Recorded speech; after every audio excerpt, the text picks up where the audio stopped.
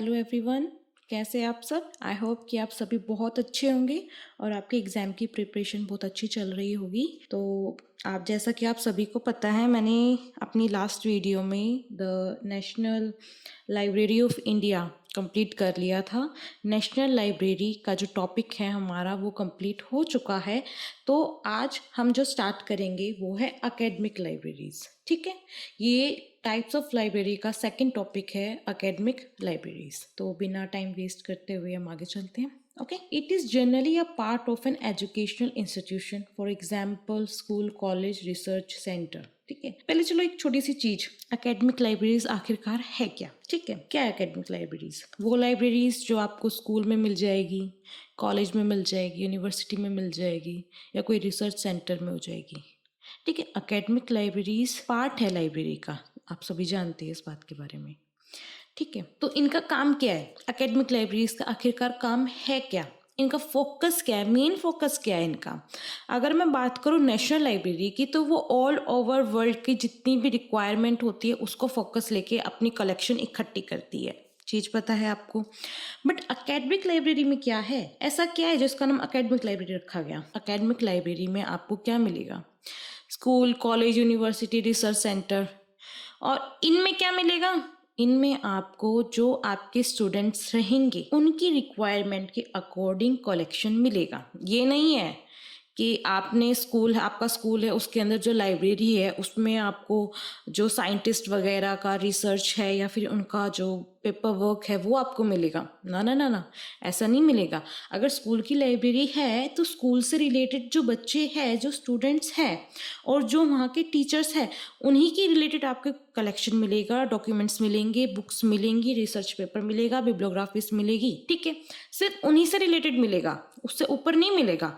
मान के चलो कि आप 5th स्टैंडर्ड में हो, ठीक है, तो इसका मतलब ये नहीं है कि 5th स्टैंडर्ड वाले को बीएड, क्या कहते हैं, बीएड का या फिर पीएचडी की कुछ चीजें मिलेगी। ना जी ना, ऐसा कुछ नहीं है। आप जिस क्लास से हो उसी से रिलेटेड या ऊपर से रिलेटेड कुछ मिलेगा। अगर 12th तक का आपका स्कूल है तो आपकी लाइब्रेरी में 12th तक का मटेरियल अवेलेबल होगा।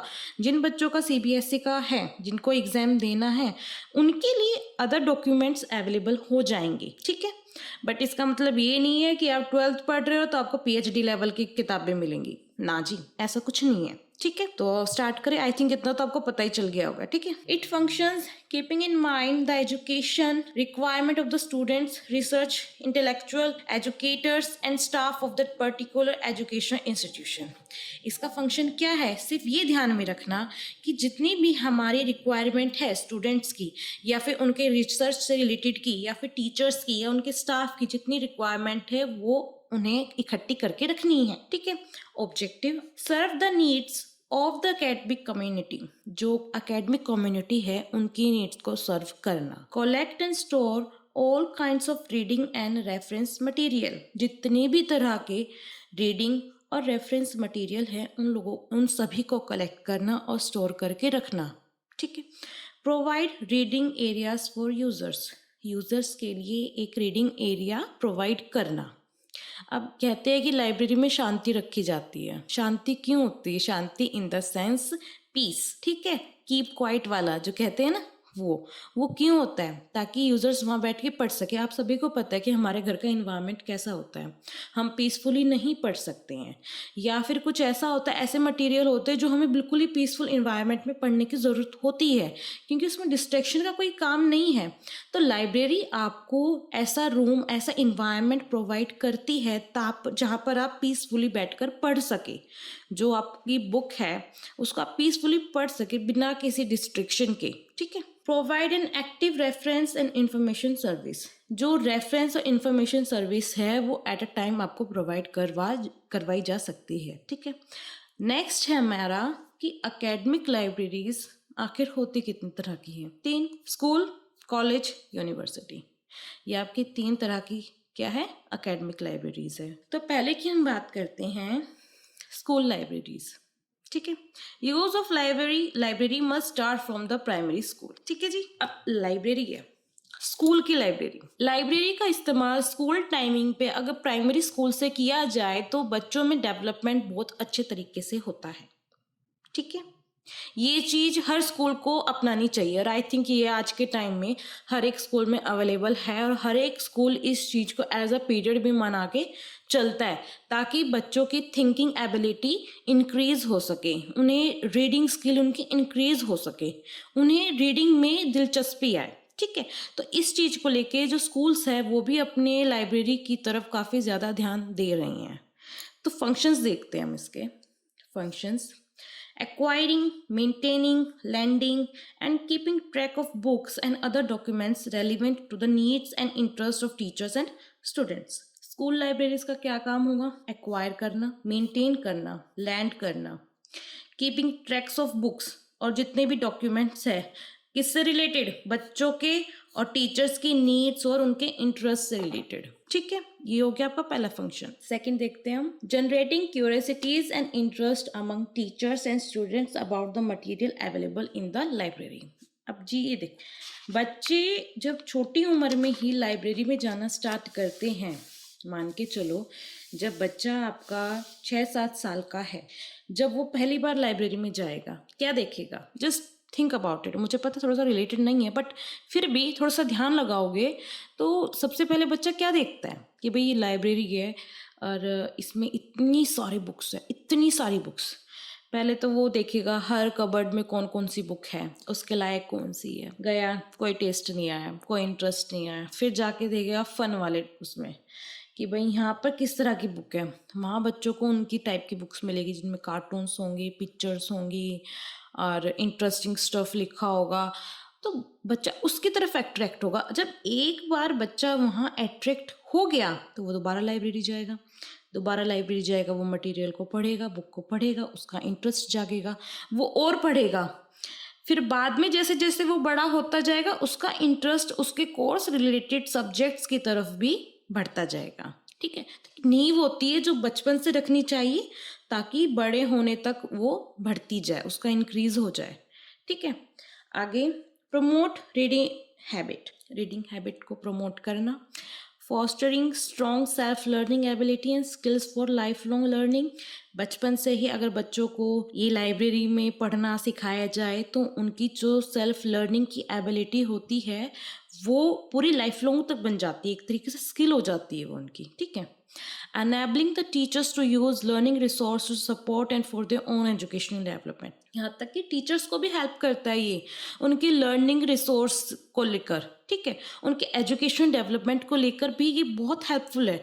टीचर्स को अगर कोई अपना स्टडी प्लान बनाना है, कोई कोर्स से रिलेटेड है और वो चाहते हैं कि बच्चों को वो इस बारे में और ज़्यादा नॉलेज दे, किसी पर्टिकुलर टॉपिक से लेके और ज़्यादा नॉलेज दे, तो लाइब्रेरी में बुक्स जो है अवेलेबल है उनको वो पढ़कर अपना स्टडी प्लान बना सकते हैं, क्वेश्चंस बना सकते हैं, बच्चों को वो प्रोवाइड करवा सकते हैं। ठीक है, बाद में है हमारा primary school libraries meant for children between 5 and 10 or 11 years of as.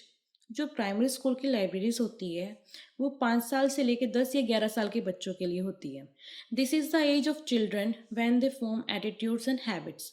ये वो टाइम है बच्चों का जहाँ पर बच्चे अपना एटीट्यूड और हैबिट्स को बनाते हैं। ठीक है, एम क्या है इसका? Foster aim mindedness. ये एक तरीके से आपका दिमाग ऐसा बनाती है कि आपको सोचने पर मजबूर कर देती है कि हाँ अब हमारा ये एम है फ्यूचर में जाके। एक नॉर्मल सी बात है, अगर आप कोई बुक पढ़ रहे हो उसमें जो कैरेक्टर है वो एक डॉक्टर है, फिर उस कैरेक्टर को दिखाया गया कि वो किस तरह से लोगों की हेल्प कर रहा है, हेल्प करते करते वो फैमिली मेम्बर्स की भी हेल्प करता है, फ्रेंड्स की भी हेल्प करता है, जो बाहर के जो लोग हैं उनकी भी हेल्प करता है। कैसे उसका नाम बढ़ता जा रहा है, कैसे उसका प्रेस्टीज बढ़ता जा रहा है, उसकी फैमिली का प्रेस्टीज बढ़ता जा रहा है। जब बच्चा उस चीज़ को पढ़ेगा तो उसके दिमाग में एक एम आएगा कि हाँ मुझे भी डॉक्टर बनना है, मुझे भी साइंटिस्ट बनना है, मुझे भी टीचर बनना है, तो वो एक एम बनाता है। ठीक है, स्ट्रेंथन लर्निंग स्किल्स को स्ट्रेंथ देता है, उन्हें बढ़ावा देता है, उन्हें मजबूत करता है लर्निंग स्किल्स को। Create a love for books and other learning resources. जब पढ़ने बैठेंगे तो ऑब्वियस सी बात है इंटरेस्ट आएगा, उनके प्रति प्यार बढ़ेगा, हमारा मन करेगा कि हाँ हम ऐसी नई नई बुक्स को पढ़ें, अपनी नॉलेज को इंक्रीज करें, इंफॉर्मेशन हमें बहुत सारी मिलेगी उस चीज़ से। ठीक है, inculcate the habit of reading in a slow but deliberate process. एक हैबिट बनेगी हमारे रीडिंग की, स्लोली बनेगी बट डेलिब्रेटिक प्रोसेस से बनेगी। ये नहीं है हम पढ़ने बजाय foster mindedness strengthen learning skills, but हमें नहीं पता हम क्या पढ़ रहे हैं, हमें उसका मीनिंग नहीं पता। लेकिन जब आप पढ़ने बैठोगे ना, एक्चुअल में आप लाइब्रेरी में पढ़ने बैठोगे, तब आपकी लर्निंग स्किल्स काफ़ी ज़्यादा इंक्रीज हो जाएगी। ठीक है, आपको समझ में भी आएगा आप पढ़ क्या रहे हो। ये नहीं रट्टा मारना है, लाइनें पढ़ती जानी है बट मीनिंग का कुछ अता पता नहीं है हमें। ठीक है, अब ये एम कंप्लीट करने के लिए हमें क्या ध्यान रखना चाहिए? First, building up a good stock of books and other learning and teaching material for children as well as teachers। ये एम कंप्लीट करने के लिए हमें क्या चाहिए? हमें एक बुक्स का और मटेरियल्स का एक अच्छा सारा स्टॉक चाहिए। लाइब्रेरी का मतलब ये नहीं कि आप 5 किताबें रख लोगे तो वो लाइब्रेरी बन जाएगी। ना जी, ऐसा नहीं है। आपके पास लाइब्रेरी में हर तरह का स्टॉक कंप्लीट होना चाहिए। वो हर कोर्स से रिलेटेड होगा, जो आपके टीचर्स हैं उनकी नॉलेज से या फिर उनकी डिग्री के हिसाब से उनके कोर्स से रिलेटेड सारा मटेरियल अवेलेबल होना चाहिए, तभी आप उसे लाइब्रेरी कह पाओगे। ठीक है, रिसोर्सेज बहुत ज़रूरी है एक लाइब्रेरी में। Organising and displaying the collection to attract the attention and curiosity of children and making them easily accessible. जो हमारी बुक्स हैं उसे इस तरह से डिस्प्ले करना है जिससे बच्चा अट्रैक्ट हो सके, उसकी क्यूरियोसिटी बढ़ सके। ये है क्या, इस बुक में ऐसा क्या है जो इसे बाहर रखा हुआ है? ऑब्वियस सी बात है, अगर डिस्प्ले पे रखी है तो अच्छी ही होगी, अच्छी होगी। बच्चे का अट्रैक्शन बढ़ेगा, जब बढ़ेगा तो वो पढ़ेगा, पढ़ेगा तो उसे इन्फॉर्मेशन मिलेगी, इन्फॉर्मेशन मिलेगी तो उसकी नॉलेज बढ़ेगी, नॉलेज बढ़ेगी तो उसकी ये एक तरीके से स्किल बन जाएगी। ठीक है, तो नेक्स्ट है हमारा getting proper physical facilities in terms of building furniture and equipment. ठीक है भाई, अब लाइब्रेरी है, लाइब्रेरी में मतलब नहीं कि आप सिर्फ किताबें रखोगे, आपको फैसिलिटी भी देनी ज़रूरी है। बच्चों के लिए चेयर हो, टीचर्स है उनके लिए चेयर हो, टेबल हो, ठीक है, और सुविधा अवेलेबल होनी चाहिए। बिना किसी सुविधा के बच्चा कैसे पढ़ पाएगा? ठीक है ना, बिना किसी चेयर के टेबल के वो कहाँ पढ़ेगा? खड़ा होके तो पढ़ेगा नहीं कि भाई एक कोने में खड़ा होकर किताब पढ़ने लग गया, थक जाएगा, इंटरेस्ट खो देगा, किताब रख देगा, नॉर्मल सी बात है। ठीक है, तो फैसिलिटीज़ का भी ध्यान हमें रखना पड़ेगा। कलेक्शन जो बच्चों को हेल्प करे, कौन कौन सी है देखो, picture books depicting acts, deeds of valour and adventure, patriotism, service to fellow person. देखो पिक्चर बुक्स होनी चाहिए, या फिर कोई ऐसे एक्ट्स हो, या फिर कोई डीड्स हो किसी पर्टिकुलर पर्सन की, या फिर कोई एडवेंचर हो, पैट्रियटिज्म हो, देशभक्ति से रिलेटेड कोई हो, या फिर कोई पर्टिकुलर पर्सन जिसकी काफ़ी सारी कह सकते हैं कि अचीवमेंट्स हो, वो biographies of great man and women, जो भी कितने भी हमारे ग्रेट मैन और वुमेन हैं आज के टाइम के, उन सभी की बायोग्राफीज हो, जैसे महात्मा गांधी, जवाहरलाल नेहरू, इंदिरा गांधी, रानी लक्ष्मीबाई, इन सबसे रिलेटेड आपकी जितनी भी बायोग्राफीज है वो भी होनी ज़रूरी है। ठीक है, books of travel and humour, humour से रिलेटेड या फिर ट्रैवल से रिलेटेड बुक्स होनी चाहिए। गेम्स स्पोर्ट्स से, कल्चर हेरिटेज से, विजुअल ऑडियो विजुअल एड्स होनी चाहिए, मोशन फिल्म्स हो, एनिमेटेड फिल्म्स हो, टेप स्लाइड्स हो, ये सब होनी ज़रूरी है। फिर बाद में model charts, map, globes, pictures, ये भी बहुत ज़रूरी है। ठीक है, beside children's books and materials, the teaching staff would need reference books of different types such as instructional materials, books on children's psychology and other similar books। बच्चों के अलावा टीचर स्टाफ जो होता है उनके लिए भी रिसोर्सेज और मटेरियल अवेलेबल होना चाहिए। जैसे कि कोई पर्टिकुलर सब्जेक्ट को पढ़ा रहे हो तो उसमें कौन कौन से इंस्ट्रूमेंट का यूज़ होगा, बुक्स ऑन साइकोलॉजी, बच्चों की साइकोलॉजी से रिलेटेड बुक्स होनी चाहिए। ठीक है, और ऐसी अदर बुक्स भी जो अवेलेबल हो तो बेटर है एक लाइब्रेरी में, वो भी स्कूल की में। ठीक है, उसके बाद आता है हमारा secondary school libraries. It maintains their specific educational identity in fulfilling all academic requirements of the young students for learning and of the teachers for effective teaching and their own development। अच्छा, जो हमारा primary वाला था उसमें सिर्फ 10 साल तक के बच्चों के लिए था। ठीक है, 10 साल तक के बच्चों को एक जर्नल नॉलेज होनी चाहिए, हर सब्जेक्ट से रिलेटेड जर्नल नॉलेज होती है। बट जब सेकेंडरी लेवल आता है तो उसमें ऑलरेडी आपका जो एक लेवल होता है पढ़ाई का वो बढ़ जाता है। आपको फिर बेसिक से ऊपर बढ़ के सिखाया जाता है। उस चीज़ के लिए रिसोर्सेज होना बहुत ज़्यादा ज़रूरी हो जाता है बच्चों के लिए। तो आपकी लाइब्रेरी में उस तरह के रिसोर्सेज अवेलेबल होंगे उस टाइम पे। मिडिल क्लास जो कि 6 to 8 ईयर के बच्चों के लिए होती है, secondary 9 to 10, higher 11 to 12. Inculcate the habit of using the school library not only with reference to their learning for course requirement but also for by learning reading for pleasure general knowledge. उनमें habit बनानी चाहिए एक school library को लेके पढ़ने की। सिर्फ यही नहीं कि आप कोर्स से रिलेटेड ही पढ़ोगे, जो भी कुछ पढ़ोगे वो कोर्स से रिलेटेड होगा, ऐसा नहीं है। आप बुक्स को अपने प्लेजर के लिए भी पढ़ सकते हो या फिर किसी जर्नल नॉलेज के लिए भी पढ़ सकते हो। उनके अंदर ऐसी स्किल हमें पैदा करनी पड़ती है बच्चों में। Development of learning skills for collecting information on any topic by consulting reference books and other material. जो डेवलपमेंट होता है लर्निंग स्किल्स का, वो कैसे करेंगे? इन्फॉर्मेशन किसी टॉपिक की जो पर्टिकुलर इन्फॉर्मेशन होगी उसे कलेक्ट करके, चाहे वो रेफरेंस बुक से करें या फिर किसी और मटेरियल के थ्रू करें। Provide opportunities to students to visit other academic special and public libraries to get an idea of the library system in the country. बच्चों को हमें अपॉर्चुनिटीज प्रोवाइड करनी चाहिए कि वो स्कूल लाइब्रेरी के अलावा पब्लिक लाइब्रेरी हो गई, स्पेशल लाइब्रेरीज हो गई, अकेडमिक लाइब्रेरीज होगी, इसमें जाके एक लाइब्रेरी सिस्टम का जो कहते हैं ना आइडिया उन्हें लेना चाहिए। उन्हें स्कूल लाइब्रेरी में देखो हमें सिर्फ स्कूल से रिलेटेड ही स्टफ मिलेगा, उससे ज़्यादा नहीं मिलेगा। जो बच्चे जीनियसेस है, जिनको पढ़ने का बहुत शौक है, जो चाहते हैं कि हम एक पर्टिकुलर टॉपिक पर और ज़्यादा रिसर्च करें, उसके बारे में और ज़्यादा इंफॉर्मेशन पाए, तो ज़रूरी नहीं कि वो स्कूल लाइब्रेरी तक ही सीमित रहे। नहीं, वो पब्लिक लाइब्रेरी में जा सकते हैं, वो अकेडमिक लाइब्रेरी में जा सकते हैं, या फिर वो किसी स्पेशल लाइब्रेरी में जाके भी एक्सेस अपना ले सकते हैं। ठीक है ना। उसके बाद है कलेक्शन। इसमें कलेक्शन क्या चाहिए? An excellent stock of text book both prescribe and others on all subject. Text book का स्टॉक बहुत ज़्यादा होना चाहिए, फिर चाहे वो आपके सब्जेक्ट से रिलेटेड हो या फिर उससे अलग हो, हमारे पास होना चाहिए।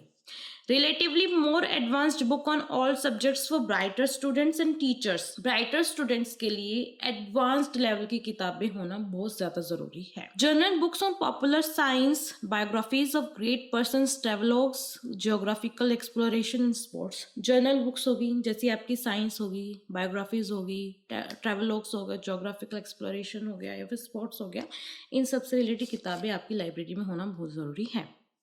Reference book, encyclopedia, illustrated dictionaries, both journal and technical, yearbooks on various subjects, guides to literature, reference book, audio, video, visual material, computer based study material। ये सभी आपके पास बुक, रेफरेंस बुक जितनी भी हो वो सब होनी चाहिए लाइब्रेरी के अंदर। अच्छा, ये तो आपने पढ़ा था स्कूल लाइब्रेरी के बारे में। अब हम आगे जो पढ़ेंगे वो होगा आपका कॉलेज लाइब्रेरीज। ठीक है, हमने एकेडमिक लाइब्रेरी का स्कूल कंप्लीट कर लिया, अभी है कॉलेज, फिर है यूनिवर्सिटी। ठीक है, फिलहाल जो हम कर रहे हैं वो कॉलेज कर रहे हैं, तो college libraries in college are a primary source of learning process. ठीक है, जो लाइब्रेरीज है कॉलेज की वो एक प्राइमरी सोर्स है आपके लर्निंग प्रोसेस का। अच्छा जी, स्कूल लाइब्रेरीज में आपको क्या मिला? सिर्फ स्कूल से रिलेटेड, आपके कोर्स से रिलेटेड आपको किताबें मिल गई। बट कॉलेज लाइब्रेरी में क्या होता है? किताबों का भंडार होता है। ठीक है, आपके पास अनगिनत कोर्सेज होते हैं कॉलेज के अंदर, आप उनसे रिलेटेड कितना भी स्टफ अपना ले सकते हो, कोई मनाही नहीं है। ठीक है, the appointment of library committee of the university grants commission publication of its reports in 1965 is considered at landmark in the development of college libraries. देखो जी, यूजीसी के थ्रू जो इन्होंने यूजीसी ने और इसके पब्लिकेशन ने जो रिपोर्ट निकाली थी 1965 में, उसी के तहत कॉलेज लाइब्रेरियन का कह लो आप स्थापन हुआ था। ठीक है, द नेशनल एजुकेशन कमीशन 1964 से 66 इन्होंने बताया था कि एक लाइब्रेरी की कॉलेज के अंदर कितनी ज़्यादा इम्पोर्टेंस है। ठीक है, आप करते हैं objective. It helps in all educational and instructional programs of the college. जो आपकी कॉलेज लाइब्रेरी होती है ना, वो हेल्प करती है एजुकेशनल प्रोग्राम्स में और इंस्ट्रक्शनल प्रोग्राम्स में कॉलेज के। भाई ऑब्वियस सी बात है, आपके लिए जब इतना ज़्यादा कलेक्शन है किताबों का, तो ज़रूरी नहीं है अगर आप शेक्सपियर की एक जो आपके कोर्स में किताब दे रखी है आप वही पढ़ोगे। नहीं, आप उससे रिलेटेड जितनी भी बुक्स लाइब्रेरी में अवेलेबल है आप सभी पढ़ सकते हो। चाहे उसके नॉवेल्स हो गए, चाहे उसकी पोएम्स हो गई, आप सभी पढ़ सकते हो। आपको पता लग जाएगा कौन क्या है क्या नहीं है। It assists the research works and lay down the initiative base for research work in students. ये आपके रिसर्च वर्क में भी बहुत ज़्यादा काम आती है। एक तरीके से ना ये आपका फर्स्ट स्टेप होता है। अगर आप कोई रिसर्च स्टूडेंट हो तो आपका फर्स्ट स्टेप हो जाएगा कि लाइब्रेरी से जाके रिसर्च पेपर इकट्ठे करने हैं, उनको पढ़ना है, उनसे हमने क्या कंक्लूजन निकालना है, इन सब का। अब हम करते हैं functions. Provide latest collection of textbook, course related material and journals of print and electronic media.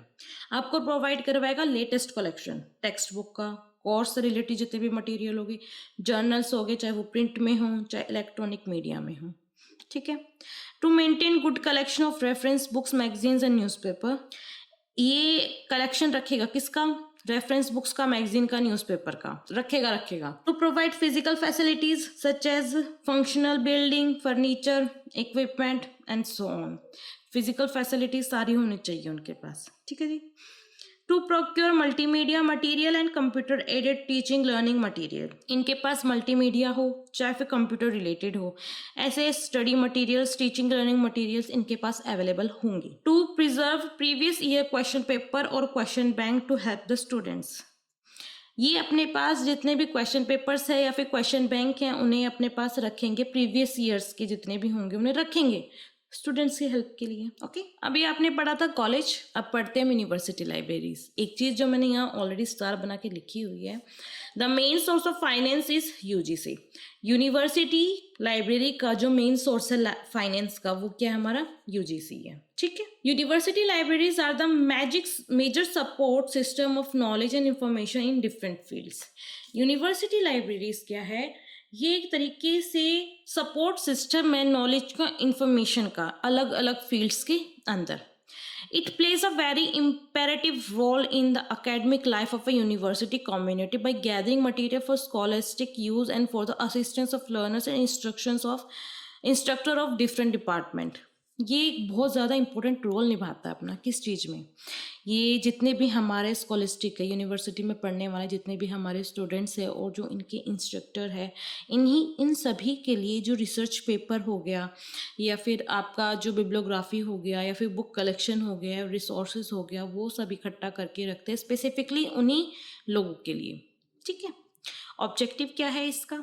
To promote a culture of extensive inquiry and support universities mission to discover and preserve and disseminate knowledge।